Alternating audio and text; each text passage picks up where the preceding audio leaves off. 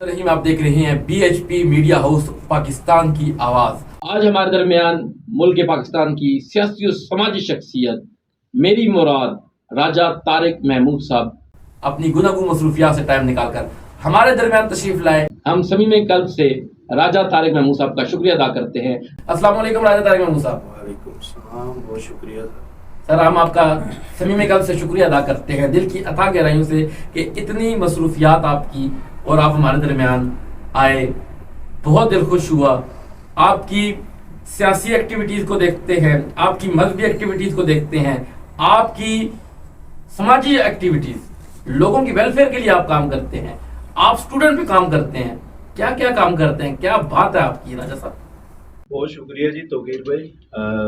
आपके प्रोग्राम के तवज्जुह से अपने चाहने वालों सुनने वालों से मुखातिब होने का मौका मिला।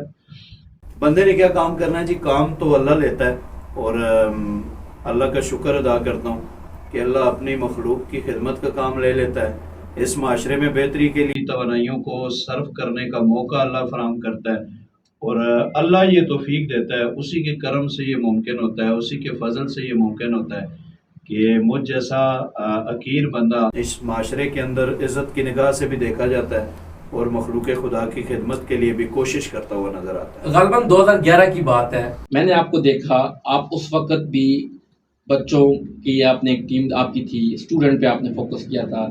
अब 2023-24 चल रहा है, अब भी पहले से बढ़कर ये एक्टिविटीज़ है। कुछ लोग काम करते हैं लोगों को दिखाने के लिए, 5 महीने की है, 6 महीने की है, फिर चले जाते हैं। 12-13 साल का, 14 साल का अरसा, ये बहुत लंबा अरसा है। क्या बात है, कंसिस्टेंसी, इसके पीछे क्या रीज़न है?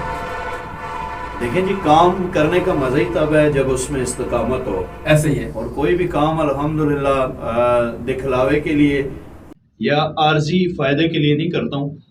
कोशिश यही है, क्योंकि जिस प्रोफेशन से मुंसलिक भी हूँ वो भी इस बात का तकाजा करता है और ये हमारा शहर है, हमारा इलाका है, सियासी तौर पर भी अपने इलाके से मेरी वाबस्तगी है और इस इलाके की बेहतरी के लिए और बिलखसूस इस इलाके के नौजवानों की बेहतरी के लिए अल्लाह रब्बुल इज़्ज़त अगर मुझसे कोई काम ले लेता तो ये मेरे लिए सादत की बात है। हम सब ने अपना अपना वक्त गुजार करके यहाँ से चले जाना है। बस जो सलाहियतें अल्लाह ने दी हैं, अल्लाह से दुआ है कि अल्लाह अपनी मखलूक की खिदमत के लिए और बिलखसूस इस इलाके के नौजवान जो आए रोज मुख्तलिफ माशरती बुराइयों का शिकार हो रहे हैं, मंशियात की लानत की तरफ जा रहे हैं, तो उनकी बेहतरी के लिए अगर कोई काम कर सकूं तो ये मेरे लिए सादत की बात होगी और यही मेरी कोशिश भी है। और इसी सिलसिले को आगे बढ़ाने के लिए 10-12 साल से अल्लाह की मेहरबानी से अपनी खिदमत जो है वो अपने माशरे के लिए पेश कर रहा हूँ। जबरदस्त, क्या बात है आपकी राजा साहब। यकीन करें, ये समाजी एक्टिविटीज़, ये सियासी एक्टिविटीज़, और इन पर हम बात करेंगे आपके सामने। अभी मैं जिस मौजू पर आपके साथ बात करना चाहता हूँ, जो क्वेश्चन आपके सामने रखना चाहता हूँ कि आज मेरी एक तालिब इल्म से मुलाकात हुई। मेरा मैट्रिक का स्टूडेंट था, अभी वो फर्स्ट ईयर में पढ़ रहा है। मैंने पूछा, बेटा आजकल क्या कर रहे हो? तो उसने कहा, सर मैं फुटबॉल खेलता हूँ। मैंने कहा, वाह क्या बात है यार, फुटबॉल खेलते हो। कहते, मैंने कहा आपके अंदर फुटबॉल कैसे पैदा हुआ? आपका नाम लिया कि सर राजा तारिक साहब की वजह से मैं फुटबॉल खेलता हूँ। मैंने कहा, राजा तारिक साहब की बात पढ़ते हो? कहते हैं नहीं। तो इसका मतलब है कि आप अपने स्टूडेंट के अलावा बाकी स्टूडेंट का भी ख्याल करते हैं। आप लोग तो अपने स्टूडेंट को फोकस करते हैं, आप बाकी स्टूडेंट को फोकस करते हैं, इसकी वजह? देखिए जी, ये नौजवान तो इस कौम के बच्चे हैं और वो तो बड़ा जो है वो कमज़र्फ इंसान होता है जो अपने माली फ़ायदे के लिए या अपने आप से मुंसलिक सिर्फ लोगों के लिए। और मैं खिदमत पे यकीन किसी भी किस्म की इलाकाई, नस्ली, सियासी किसी भी ऐसे तसब्बुब से बालातर होकर, और अल्हम्दुलिल्लाह मेरा जो क्रिकेट और फुटबॉल क्लब है उसके अंदर मेरे स्टूडेंट्स के अलावा मुख्तलिफ इलाकों के नौजवान मौजूद हैं जिनको अल्हम्दुलिल्लाह मैं स्पॉन्सर भी करता हूँ। और मेरे लिए ये बड़ी खुशी की बात है कि मेरे इलाके के नौजवान माशरती बेरारवी से बचकर ग्राउंड के अंदर अपना टाइम गुजारते हैं और जब तक मैदान आबाद है तो कीर साहब अस्पताल भी वीरान रहेंगे। यही मेरा फोकस भी है और आप खुद जानते हैं, आप नौजवान हैं, माशरे में टाइम देते हैं, एक सोशल वर्कर भी हैं।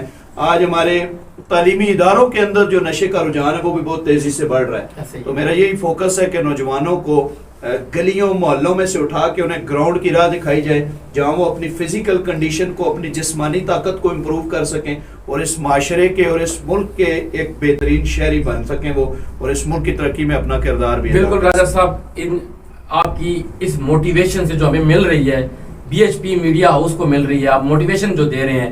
ہم بات کریں گے آپ سے کیریئر کاؤنسلنگ کے حوالے سے. راجہ طارق صاحب, MIUC روٹس کالج انٹرنیشنل اس وقت کیریئر کاؤنسلنگ پہ بہت ورک کر رہا ہے, اور میں اس ورک کو لے کر چل رہا ہوں. میں یہ چاہتا ہوں کہ طارق آئیڈیل پبلک اسکول کا ہم وزٹ کریں, ہم آپ کے 10th کلاس کے بچوں کو کیریئر کاؤنسلنگ پر لیکچر دیں, کیونکہ روٹس کالج انٹرنیشنل اس دفعہ میں نے ان سے ریکویسٹ کی, وہ ہر سال کرتے ہیں, اس دفعہ میری ریکویسٹ پہ انہوں نے یہ چیز میرے ہینڈ اوور کی, اور آپ مجھے پتا ہے کہ آپ ہمیں انکار نہیں کریں گے. کیا کہتے ہیں آپ؟ کیریئر کاؤنسلنگ ایک انتہائی ضروری چیز ہے جی.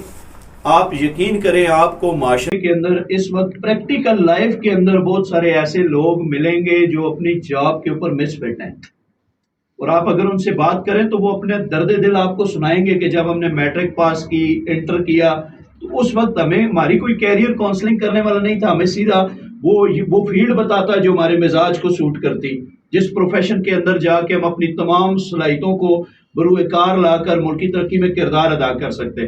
تو میں اکثر اپنے دوستوں میں بھی ایک بات کرتا ہوں کہ ہم اپنی پڑھائی کا مشورہ جو ہے وہ ویلڈروں سے لے رہے ہوتے ہیں, ٹھیک ہے, ہم اپنے بالوں کے بارے میں جو رائے ہے وہ کپڑے بیچنے والوں سے لے رہے ہوتے ہیں.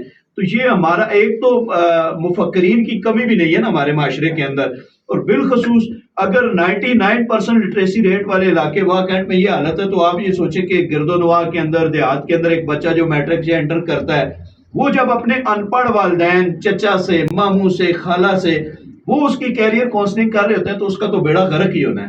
تو آپ جیسے لوگوں کی اس معاشرے کو ضرورت ہے جو بچے کو اس کے فیوچر کے بارے میں, اس کے کیریئر کے بارے میں بہترین رائے دے سکیں, بہترین ڈائریکشن دے سکیں, بہترین مشورہ دے سکیں. میرا ادارہ ہر وقت آپ کے لیے حاضر ہے, جب آپ کا جی کرے آپ آئیں. ایگزیکٹلی, بہت اچھی بات کی آپ نے. راجہ صاحب, ملک کی صورتحال, ابھی الیکشن ہوئے ہیں, بہت ڈسٹربنس پیدا ہو گئی, ملک بہت نازک دور سے گزر رہا ہے, یہ باتیں ہم سن رہے ہیں, اس پر آپ کا کیا خیال ہے؟ دیکھیں جی, اس میں کوئی شک نہیں ہے کہ ملک انتہائی نازک دور سے گزر رہا ہے. غریب غریب سے غریب تر ہو رہا ہے, امیر امیر سے امیر تر ہو رہا ہے. یہاں پہ مائیں اپنے بچوں کو ذبح کر کے دریا میں چھلانگے لگا رہی ہیں, یہاں پہ باپ اپنے بچوں کو ذبح کر کے خود پنکھے کے ساتھ لٹک رہے ہیں. یہاں پہ بھوک سے سسکتی ہوئی جو آوازیں ہیں اس کو بدقسمتی کے ساتھ ہمارے حکمران نہیں سن رہے. اس وقت ملک کو ضرورت ہے ایک ایسی قیادت کی جو اس ملک کو حقیقی معنوں میں آگے لے کے چلے.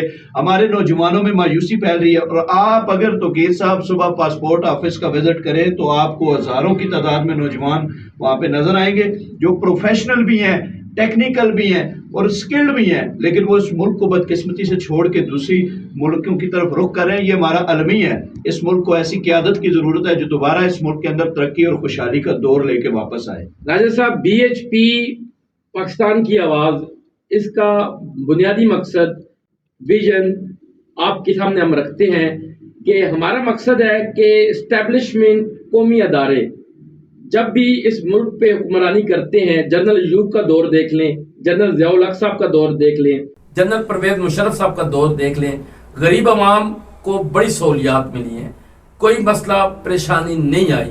لیکن اس کے برعکس اگر ہم PMLN کا کوئی بھی دور اٹھا لیں, PTI کا دور اٹھا لیں, پیپل پارٹی کا دور اٹھا لیں, غریب کو پسایا گیا, غریب مرا, غریب کے حالات کیا ہوئی, اس پر بہت پرابلمز کریٹ ہوئیں. BHP چاہتا ہے کہ کیوں نہ اسٹیبلشمنٹ آ جائے as compare to political parties. کیا کہتے ہیں آپ؟ تو گیٹ صاحب, آپ کا بڑا دلچسپ سوال ہے, لیکن اس پہ ایک پورا پروگرام ہمیں دوبارہ رکھنا پڑے گا. میں تو کسی صورت آمریت کا حامی نہیں ہوں, اور اس پوائنٹ پہ میں آپ سے تھوڑا سا اختلاف بھی کروں گا. جمہوریت جو ہے وہ بہترین طرز حکومت ہے, لیکن ہمارے ملک کی سیاست کو, ہمارے ملک کی جمہوریت کو چند افراد نے اتنا گندا کیا. اور میں انتہائی محتاط انداز میں آپ کے چینل کے توسط سے ایک جملہ کہنا چاہوں گا کہ بدقسمتی یہ رہی کہ ہمارے اس ملک کے اندر کوئی بھی ادارہ اپنی آئینی حدود میں رہ کے جو ہے نا کام کرتا وہ دکھائی نہیں دیتا. یہاں سے پرابلم ہوتے ہیں. منتخب نمائندوں کو اپنی مرضی کے ساتھ کام نہیں کرنے دیا جاتا, اور بدقسمتی یہ ہے کہ جتنے ادوار صاحب کا گزرے اس کے اندر ہمارے منتخب حکمرانوں نے اپنے اثاثے بنانے میں, اور بالخصوص بیرون ملک کے اندر اپنی جائیدادیں جو ہے وہ ان کے سائز میں اضافہ کرتے ہوئے نظر آئے. یہاں پر میں ایک بات ایڈ کروں گا اپنی گفتگو میں کہ ہم پولیٹیکل پارٹیز کو لاتے ہیں وہ اپنا خیال کرتے ہیں, وہ غریب عوام کا نہیں سوچتی, جبکہ ایز کمپیئر ٹو امریت جسے آپ کہہ رہے ہیں, امریت کے آپ حامی نہیں ہے, لیکن جب امریت آتی ہے وہ غریب عوام کو سوچتی ہے, وہ غریب عوام کو پسنے نہیں دیتی, وہ غریب عوام کے لیے ڈیولپمنٹ لے کے آتی ہے. یہ تو پھر ہمارے لیے امریت بہتر ہوئی. آپ کی رائے کا میں احترام کرتا ہوں, لیکن اس کے ساتھ میں اختلاف اس طرز میں کر رہا ہوں کہ ملک کے اندر پارلیمانی نظام ہے. ہمارے ملک کے اندر سارے سیاستدان کرپٹ بھی نہیں ہیں, اچھے لوگوں کی کمی بھی نہیں ہے. بالکل ٹھیک کہہ رہے ہیں, لیکن وہ میرا خیال ہے اللہ کا فیصلہ بھی ہے کہ جیسی عوام ویسے حکمران. یہ ہمارے اپنے اعمال کا بھی نتیجہ ہے, اور میں یہ کہنا چاہوں گا کہ اس ملک کے اندر, ہمارے معاشرے کے اندر, ہمارے ملک کی سیاسی جماعتوں کے اندر اچھے لوگ بھی موجود ہیں, لیکن بدقسمتی یہ ہے کہ ہمارا مزاج ایسا بن چکا ہے کہ ہمارا کوئی بھی نمائندہ جو ووٹ مانگنے کے لیے آئے, نہ تو کبھی ہم نے اس سے اس کی کوالیفیکیشن پوچھی ہے, نہ اس کے کاروبار کے حوالے سے پوچھا ہے, بلکہ اس کے ساتھ 5-10 گاڑیوں کا قافلہ, 2-4 ویگو ڈالے, 2-4 لینڈ کروزر دیکھ کے ہم انسپائر ہونے والی قوم ہے. یہ ہماری اخلاقی تنزلی کی انتہا ہے. جب ایسے لوگ جو 5-5 سال ہمیں منہ دکھانا گوارا نہیں کرتے, ہم انہیں منتخب کر کے ایوان اقتدار کی راہ دکھاتے ہیں. یہ تو پھر آپ جمہوریت چاہتے ہیں, جمہوریت آئے, لیکن جمہوری نمائندے جن کو ہم لاتے ہیں, عوام لاتی ہے, وہ کرپٹ ہے. تو اس سے تو پھر 1000 گنا بہتر ہے, مطلب کہ ہمیں پھر اس طرف جانا چاہیے. ہر بندہ دیکھیں, every man is greedy and paranoid, ہر بندہ لالچی ہے اور ہر بندہ خوفزدہ ہے. ہم تو پھر لالچ میں آ کر ہم کہیں گے یار فوجی حکمران نہیں نا, دیکھیں نا آئینی حدود ہے, فوجی حکمران کیوں آ جائیں؟ فوجی حکمران اس لیے دیکھیں جس ادارے کی جو آئینی حدود ہیں, ملک پاکستان کا آئین اس کی جو ذمہ داری سونپتا ہے اس کو وہ ذمہ داری ادا کرنی ہے. یا تو پھر آئین میں امینڈمنٹ کر لیں کہ ان اداروں کو, سرکاری ملازمین کو بھی یہ اجازت دے دیں کہ جس وقت ان کا دل کرے وہ ایوان اقتدار میں آ کے بیٹھ جائیں اور وہاں پہ وہ اقتدار کے مزے لوٹیں. جب ملک کے اندر ایک سسٹم آئین موجود ہے, جمہوری نظام کا ایک سسٹم موجود ہے, طرز انتخاب موجود ہے, پتہ ہے کس طرح کس بندے کو منتخب کرنا ہے, اس کی کیا ڈیوٹی ہے. یہ بات آپ کی ٹھیک ہے, right person for right job, right time for take right decision, that is a good thing. لیکن میری بات ہے, آپ نے دیکھا ہوگا 2003 ورلڈ کپ کرکٹ, آپ کرکٹ ماشاءاللہ سپورٹ کرتے ہیں, آپ سپانسر کرتے ہیں. 2003 کے بعد 2008 تک انڈیا پاکستان آتا ہے کرکٹ کھیلتا ہے, پاکستان انڈیا جاتا ہے کرکٹ کھیلتا ہے. کیوں کہ فوجی حکمران ہے. انڈیا بھی ہمارے فوجی حکمران سے ڈرتا ہے کیونکہ ہماری فوج ہمارا فخر ہے, ہم فوج کا نام فخر سے لیتے ہیں. اور جب فوج جاتی ہے, جمہوری نمائندے آتے ہیں, انڈیا کہتا ہے اب ہم نہیں کھیلنے آئیں گے, کوئی بھی کھیلنے نہیں آتا. یہ بھی بہت بڑی پرابلم ہے. اگر تو آپ اپنے سوال سے یہ تاثر دینے کی کوشش کر رہے ہیں کہ میں فوج کا کچھ بھی نہیں, لیکن فوج کی اپنی ذمہ داریاں ہیں, فوج کا اپنی ذمہ داریاں. ہماری فوج ہمارے ماتھے کا جھومر ہے, پاک فوج ہمارا فخر ہے. ہمیں اپنی فوج پہ ناز ہے, ہمیں اپنی ایجنسیوں پہ ناز ہے.